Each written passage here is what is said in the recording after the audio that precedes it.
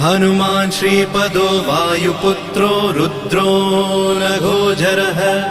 अमृत्यवीरवीरश्च ग्रामवासो जनाश्रयः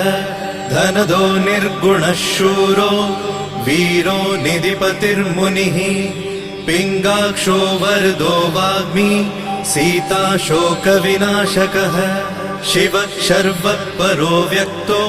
व्यक्तो धराधरः पिङ्गकेशः पिङ्गरोमा श्रुतिगम्यः सनातनः अनादिर्भगवान् देवो